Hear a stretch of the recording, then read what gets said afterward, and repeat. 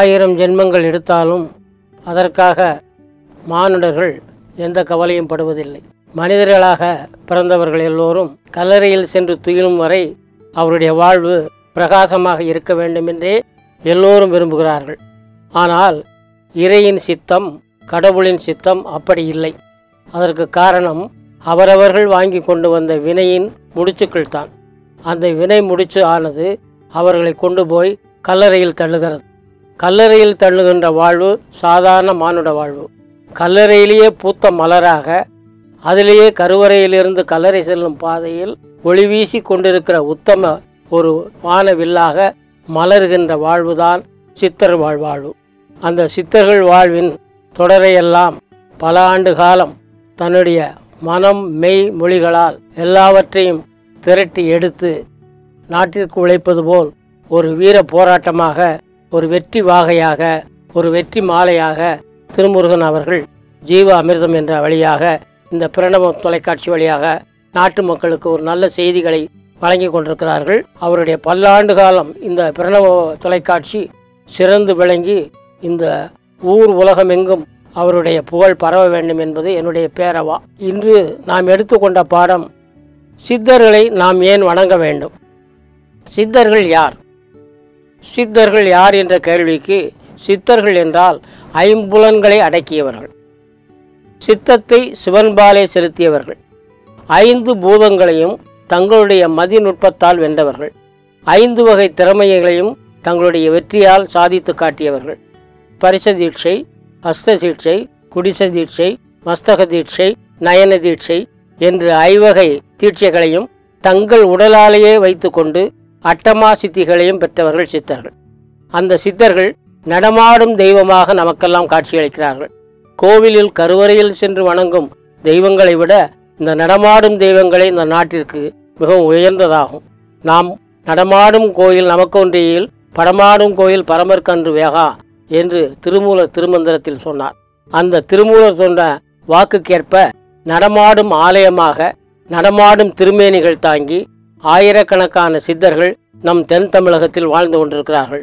அவர்கள் எல்லோரும் தன் உருவத் திருமேனியுடன், ஒளி சிந்துகின்ற அருவத் திருமேனியுடனும், அந்த அருவத் திருமேனியிலும் அட்டமா சித்துக்களுடனும் இந்த தமிழகத்தில் வளர்ந்து வந்து கொண்டிருக்கிறார்கள். அப்படிப்பட்டவர்களினுடைய வணக்கத்தை எப்படி செய்ய வேண்டும், ஏன் வணங்க வேண்டும் என்ற கேள்வி நமக்குள் எழுகிறது. ஏன் அவர்களை வணங்க வேண்டும்? ஆலயத்திற்கு சென்று இறைவனை வழிபடுகிறோம், அது பத்தாதா?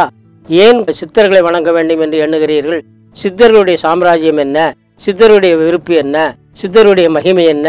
சித்தருடைய விளையாட்டுகள் என்ன? சித்து விளையாட்டு என்றால் என்ன? சித்து எப்படி கைகூடும்? சித்து கைகூடுவதற்கு என்ன செய்ய வேண்டும்? அந்த சித்து எப்படி பழக்க கொள்ள வேண்டும்? சித்துவை நாள்தோறும் எப்படி கைக்குள் கொண்டு வர வேண்டும் என்பதெல்லாம் ஒரு மனிதன் தெரிந்து கொள்ள வேண்டும். ஒரு மனிதன் சாதாரணமாக குழந்தையாக பிறக்கும் பொழுது தெய்வ அம்சத்தோடு பிறக்குகிறான்.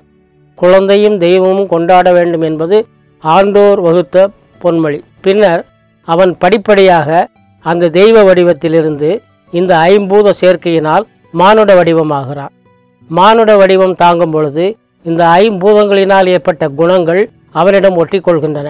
அதனால் அவனுடைய தெய்வ வடிவு கொஞ்சம் கொஞ்சமாக சரிந்து கொண்டே வருகிறது. மானுட வடிவு வந்தவுடன் பின்னர் அவனின் தன் வடிவத்தை கொஞ்சம் கொஞ்சமாக வாழ்க்கையில் கஷ்டப்பட்டு துன்பப்பட்டு வரும்பொழுது கொஞ்சம் கொஞ்சமாக அவனுடைய மானுட தேகமானது மிருக தேகமாக மாறுகிறது. கடைசியில் அவன் கல்லறைக்குள் போகும்போது பழைய பிறவி வாசனையினால், தன்னுடைய பழைய பிறவியினுடைய துக்கத்தினால், பிறவி மூண்டதினால் பட்டினத்தார் சொல்வாரே, வினை போகமே தேகம் கண்டாய், வினை முடிந்தபின் திரைப்போதளவும் தேகம் நில்லாது கான் மனமே, உனக்கு சொன்னேன் முக்தி இதே என்பார். அப்படிப்பட்ட திருவாக்கின் கூற்றுப்படி இவன் தன்னை மறைத்துக் கொள்கிறான். 5 வேடரில் அயர்ந்தனர். அந்த 5 வேடர்கள் யார்? அந்த 5 என்ன? மெய், வாய், கண், மூக்கு, செவி. இந்த 5 இருந்து இந்த பஞ்சபூத சேர்க்கையினால் நாம் ஏற்பட்ட பஞ்சீகரணம் என்ற ஒரு தன்மாயத்திரையினால் நாம் இந்த உலகினில் வந்தோம். தக்கலை பீர் முகமது சாஹிபு தன்னுடைய ஞானரத்தின குறவஞ்சியில் கூறுவார், ஆதிக்கு முன்னம் அனாதி என்னடி சிங்கி என்று கேட்பார். அதற்கு அவருடைய மனைவி சிங்கி பதிலளிப்பார், அட அது அந்த கருக்கூலி மெத்த இருளரடா சிங்கா என்பார். ஆதியாய் வந்த அரும்பொருள் ஏதடி சிங்கி, அது சோதியில் ஆதி சொரூபமானதடா சிங்கா.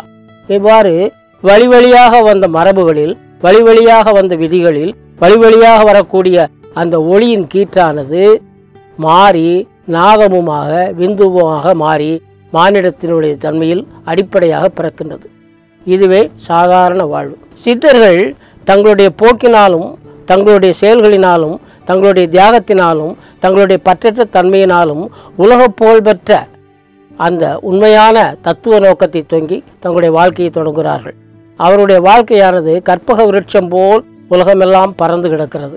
அவருடைய ஒளியானது தேகமெங்கும் பரவி அந்த தேகத்தில் தேஜஸாக மாறி அந்த தேஜஸானது இந்த பிரபஞ்ச தத்துவங்களை எல்லாம் தன்னுள் வாங்கி கொண்டு அதனால் ஏற்படும் ஒவ்வொரு அணுத்துளிகளிலும் அணுக்களிலும் அவர்கள் கலந்து கொண்டு அட்டமா சித்திகளையும் கைவரப்பெற்றிருக்கிறார்கள். ஒவ்வொரு தேகத்திலும் ஒவ்வொரு செல்லிலும் ஒவ்வொரு அணு துகள்களிலும் அவர் கலந்திருக்கிறார்கள். அது அனிமா சித்தி. ஒரு மலையைப் போல, ஒரு பர்வதத்தைப் போல, ஒரு பெரிய சிகரத்தைப் போல அவர்கள் மகிமையுடன் விளங்குகிறார்கள். அது மகிமா சித்தி. பின்பு பழகுவதற்கு எளிமையாகவும் பேசுவதற்கு இயல்பாகவும் தாங்கள் சொல்லக்கூடிய விஷயத்தை எளிதில் புரிந்து கொள்ளும் விதத்திலும் அமைகிறார்கள். அது லகிமா சித்தி. அதுக்கடுத்து தாங்கள் சொல்கின்ற விஷயத்தில் உள்ளே சூட்சமாக பொடி வைத்து சொல்லும் பொழுது அது கரிமா. அந்த கரிமா சித்தியுடன் மூடுகிறது. அப்புறம் எல்லோருடனும் கலந்து பழகும்போது அவர்கள் தாரணை என்ற ஒரு நிலை கிடைக்கிறார்கள். அந்த தாரணையிலிருந்து பின்னர் அவர்கள் பிராப்தி, பிராப்தியிலிருந்து ஈசத்துவம், ஈசத்துவத்திலிருந்து வசித்துவம்.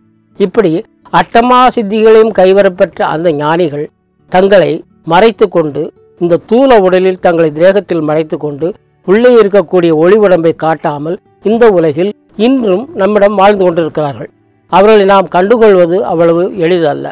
1000 பேர்களை பார்க்கலாம், ஆனால் ஒருவரை கூட நாம் காண முடியாது. அவருடைய கண்கள் ஒளிவீசி கொண்டிருக்கின்றன. எல்லோருடைய கண்களும் ஒளிவீசி கொண்டுதான் இருக்கின்றன. ஆனால் அவருடைய கண்கள் மட்டும் ஒளியை தாண்டி ஒளிக்கு அப்பால் சென்று எதையோ நிலைகுத்தி நிற்கின்ற பொருளை பார்க்கின்ற தொலைதூர பயணமாக இருக்கிறது. இது அவருடைய பார்வை. இது அதேபோல் அவருடைய காதுகள், அவருடைய மூக்கு, அவருடைய வாய், அவருடைய மேனி, அவருடைய ஸ்பரிசம், அவருடைய திருவடி எல்லாமே அவருடைய ஒளி தேகமாக, ஸ்வர்ண தேகமாக, காய தேகமாக, கல்ப தேகமாக மாறிக்கொண்டே வருகிறது. இது கற்பூரம் கரைவது போல் காற்றில் மெல்ல மெல்ல தேகம் கரைந்து கொண்டே வருகிறது. சித்தர்களின் வாழ்வு இத்தகைய வாழ்வாகும். அத்தகைய சித்தர்களை நாம் ஏன் வணங்க வேண்டும்? எதற்காக வணங்க வேண்டும்? ஆலயத்திற்கு சென்று இறைவனை வணங்கிவிட்டால் பத்தாதா? ஏன் இவர்களை வணங்க வேண்டும்? பிரணவம் யூடியூப் சேனலை சப்ஸ்கிரைப் செய்து சித்தர்களின் அருளை முழுமையாக பெறுங்கள். மாதா, பிதா, குரு, தெய்வம். இந்த 4 பேர்களில் குருவானவர் தெய்வத்திற்கு முன்னால் நிற்கிறார். குருவை அறிந்தால்தான் தெய்வத்தை அறிய முடியும். குரு சொல்லாத வித்தை சொட்டு போட்டாலும் வராது. குரு சொல்லாத வித்தை தொட்டு காட்டினாலும் வராது. குரு இல்லாமல் எந்த விஷயம் இல்லை. ஆகவே திருமூலர் கூறுகிறார் திருமந்திரத்தில், குரு இருப்பதும் தனக்குள்ளே, மன கோணல் இருப்பதும் தனக்குள்ளே. பொருள் இருப்பதை அறியாமல் புடம் போடுவது எப்படி? ஞானப்பெண். பொருள் மெய்ப்பொருள். மெய்ப்பொருள் என்பது இந்த உலகங்களுக்கெல்லாம் அப்பாற்பட்டது, அருள் வெளியில் இருப்பது. நாம் உலகம் என்பது மாயவெளி, இருள்வெளி, குகைவெளி. அருள்வெளிக்கும் இந்த குகைவெளிக்கும் இடையே நிறைய வித்தியாசங்கள் இருக்கின்றன. நாம் அவற்றை சிறிது சிறிதாக கலந்து பார்த்தால் சித்தர்கள் யார், மனிதர்கள் யார் என்பதை நாம் தெளிவாக தெரிந்து கொள்ளலாம். சித்த புருஷர்கள் அவர்கள் வானத்தில் பறப்பவர்கள் அல்ல. நம்மளைப் போலவே 2 திருவடிகளாலும் இந்த பூமி மாதாவின் மேல் நடந்து செல்பவர்கள்தான். நம்முடைய குணத்தை போன்று அவருடைய குணமும் இருக்கும். ஆனாலும் அவர்களை காண்பது மிகவும் அரிது. அவருடைய உள்ளம் எப்பொழுதும் இறைவனுடைய திருவடியிலே இருக்கும். அவருடைய சிந்தனை எப்பொழுதும் சதா சர்வகாலமும் அவர் இறைவனுடைய சிந்தனையிலே ஸ்மரணித்து கொண்டிருக்கும். அவருடைய பார்வையெல்லாம் கடல் கடந்த பார்வையாகும். அடிவானத்துக்கு அப்பால் சென்று பார்க்கக்கூடிய பார்வையாகும். பொருளறிந்த பார்வையாக இருக்கும். அதைத்தான் பட்டினத்து சுவாமிகள் சொன்னார்கள். எண்ணாத மந்திரமே, எழுதாத எழுத்தே, கண்ணார காண்கின்ற கனியே, பண்ணாத பார்வையிலே பதியாத பதிப்பே என்று சொல்கிறார். அவர்கள் பார்த்து கொண்டுதான் இருப்பார்கள், ஆனால் உன்னை பார்க்கவில்லை. உன்னை தாண்டி உன் பின்னால் இருக்கிற இறைவனை பார்த்து கொண்டிருக்கிறார்கள். அவர்கள் கேட்டுக்கொண்டிருக்கிறார்கள், உன்னுடைய வார்த்தைகளை அல்ல, அதற்கு பின்னால் இருக்கக்கூடிய ஓங்கார ஸ்வரூபத்தை கேட்டுக்கொண்டிருக்கிறார்கள். அவர்கள் பேசிக்கொண்டுதான் இருக்கிறார்கள், ஆனால் உன்னுடைய பேச்சை அல்ல, அவர்கள் சொல்வதெல்லாம் நீதிமொழிகளாக இருக்கின்றன. ஆகையால் சித்தருடைய வாழ்க்கை, சித்தருடைய நெறி, சித்தருடைய தெய்வம், சித்தருடைய போக்கு, சித்தருடைய நடமாடும், அவர்களுடைய ஒவ்வொரு செயலும், ஒவ்வொரு தினமும் அவர்கள் செய்கின்ற காரியங்களும் இறைவனுடைய அருளால், இறைவனுடைய நிழலாக, இறைவனுடைய ஒளியாக, இறைவனுடைய பாதமாக அவை விளங்குகின்றன. அப்படிப்பட்ட பாதங்களை பற்றிய சித்தர்கள் மிகவும் புண்ணியவான்கள், அருள் திருமேனி தாங்கியவர்கள். அதை தொழுது நாம் அவர்களை ஆனந்தப்படுத்த வேண்டும். நாமும் அகமும் புறமும் ததும்ப அவர்களுடைய கருணை கடலில் மூழ்க வேண்டும். கருணை கடலில் மூழ்க வேண்டும் என்று சொல்லும் பொழுது நமக்கு வள்ளலார் அவர்கள் பாடிய மகாதேவ மாலையில் ஒரு பாட்டு பாடுகிறார். உலகநிலை முழுதாகி ஆங்காங்குள்ள உயிராகி உயிர்க்குள் உயிர்தான் ஒளிதானாகி கலகநிலை அறியாத காட்சியாகி கதியாகி மெய்ஞான கண்ணதாகி இலகு சிதாகாசமாகி பரம ஆகாசமாகி மீதானத்து ஒளிர்கின்ற விளக்கமாகி அலகில் அறிவு ஆனந்தமயமாகி சச்சிதானந்தமயமாகி விளங்கும் தேவதேவே என்று மகாதேவ மாலை 2ஆம் திருமுறையில் முதல் பாட்டில் பாடுகிறார். இவர் பாடும்பொழுது ஆகி ஆகி ஆகி ஆகி என்று ஒரு ஈற்றசை சொல் வருகிறது. இது ஆகி ஆகி ஆகி பின்னர் இது யோகியாக மாறும். இது அனுபவத்தின் கிடைத்த விடை. இந்த அனுபவத்தில் கிடைத்த விடையினால்தான் ஆகி ஆகி ஆகி யோகியாக மாறுகிறார். இப்பொழுது வள்ளலாருடைய கூற்றுப்படி அந்த ஆகுதல் யோகமாக மாறுதல் என்பது மிகப்பெரிய வித்தை. சித்தர்களுடைய வாழ்க்கையில், அவர்களுடைய நெறிகளில், சித்தருடைய மரபினில் இவையெல்லாம் சர்வசாதாரணம். அதனால்தான் சித்த புருஷர்கள் நம் கண்ணுக்கு தெரிந்தாலும் கூட தெரியாத மாதிரி இருக்கிறார்கள். நாம் பார்த்தாலும் கூட அவர்கள் பேசாத மாதிரி இருக்கிறார்கள். இவர்களெல்லாம் நாம் கண்ணுக்கு தெரிகின்ற பொழுது அவர்கள் காற்றில் கரைந்து விடுகின்ற ஒரு கற்பூரம் போல ஆகிவிடுகிறார்கள். அதேபோல் சித்த புருஷர்களுடைய வாழ்க்கை நெறிமுறை, சித்த புருஷனுடைய ஒளி வெள்ளமான அந்த ஆனந்த கடல் எங்கும் திளைத்து நிறைவேறுகிறது. சித்தர்களை வணங்குவதனால் ஏற்படும் மகிமைகளை சொல்லிவிட முடியாது. சித்தர்களை வணக்கத்தால் நமக்கு நாம் யார் என்பது நன்றாக தெரியும். சித்தருடைய வணக்கத்தினால் நம்மை நாமே தெரிந்து கொள்வது நன்றாக புரியும். சித்தருடைய வணக்கத்தினால் நம்முடைய சிற்றறிவு பேரறிவாக மாறும். சித்தருடைய வணக்கத்தினால் நாம் பெறுகின்ற ஒவ்வொரு முறையும், நாம் அடைகின்ற ஒவ்வொரு ஆனந்தமும், நாம் அடைகின்ற ஒவ்வொரு அதிர்வலையும், நாம் விடுகின்ற ஒவ்வொரு தேக மூச்சும் பிரணவமாக ஓங்காரமாக வெளிவரும். அத்தகைய ஓங்கார ஒளி வடிவிலிருந்து நமக்குள் ஒளியாக மாறக்கூடிய சித்த வடிவு பிறக்கிறது. ஒளி தேகம் வேறு, சித்த தேகம் வேறு, ஒளி தேகம் வேறு, கல்ப தேகம் வேறு. ஒளி தேகம் என்பது சாதாரண மானுட வாழ்வில் ஒருவருக்கொருவர் பேசிக்கொண்டு இருக்கும் பொழுது ஏற்படுகின்ற ஒலி அலைகள். இந்த ஒலி அலைகளானது மாற்றம் செய்து ஒருவருக்கொருவர் பேசுவதை புரிந்து கொள்கிறோம். இதே ஒலி அலையானது வாசி பழக்கத்தினால், வாசி யோகத்தினால், சர ஓட்டத்தினால், சர மூச்சினால் ஒளியாக மாறுகிறது. இந்த ஒளியாக மாறும் ரசவாத வித்தையை திருமூலர் சொல்கிறார். அந்த திருமூலர் சொல்கின்ற அந்த மந்திரமானது மிகவும் போற்றத்தக்க ஒரு மந்திரமாகும், வழிகாட்டியாக மேற்கொள்ளக்கூடிய ஒரு மந்திரமாக விளங்குகிறது.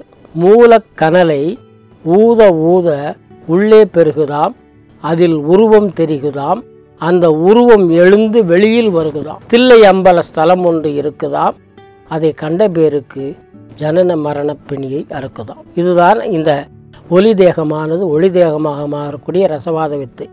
இந்த ஒளி தேகமானது கும்பகத்தில் லயித்தவர்களுக்கு ஒளி தேகமானது பட்டண பிரவேசமாகி புறப்பட்டு வெளியே வருகிறது.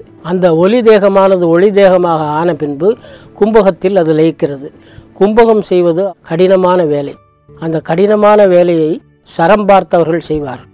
வாசியில் சரத்தை ஓட்டும் பொழுது இடகலை, பிங்கலை, சுழிமுனை என்ற 3 இருக்கிறது.